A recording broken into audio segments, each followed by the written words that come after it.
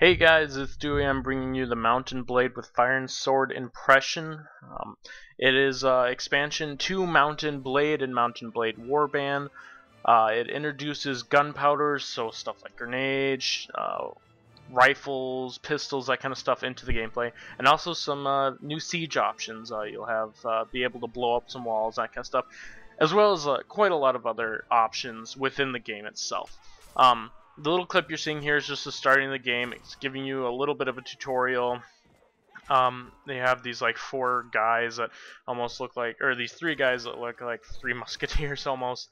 And that's something that jumps out at me right away is the style is a lot different. You're getting a lot of like conquistador kind of people and not so much of the super heavy armored knights, which when gunpowder was introduced is something that was relevant there.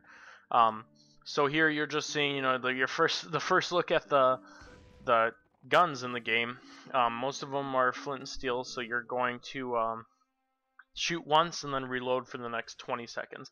And I like that because it allows it so the guns don't have an overwhelming presence in the game. It's not something that, I mean, you notice it because if you get hit by one, regardless of really how much armor you're wearing or that kind of stuff, you're gonna get taken out pretty much. Most of your health is gonna be gone from just one shot.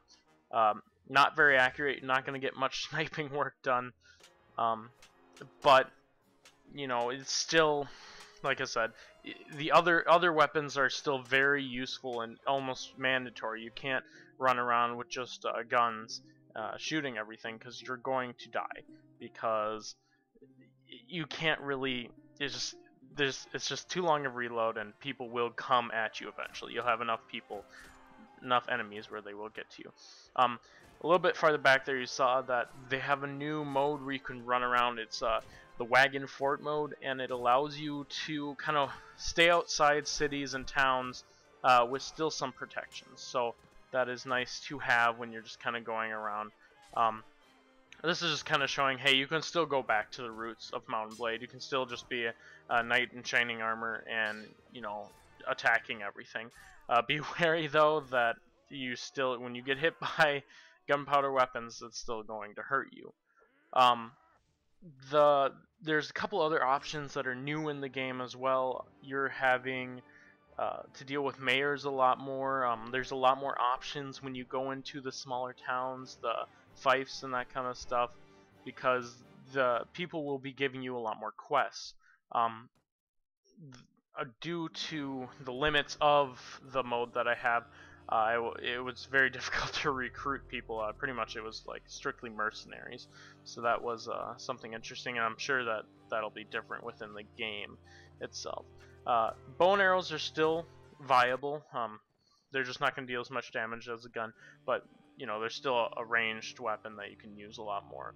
And one of my favorite things to do in Mountain Blade Warband was just get a bunch of cavalry together and charge.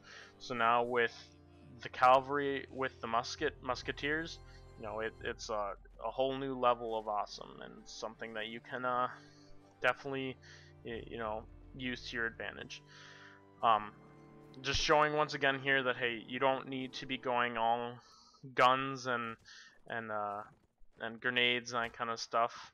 You can play this just fine, or just like you used to.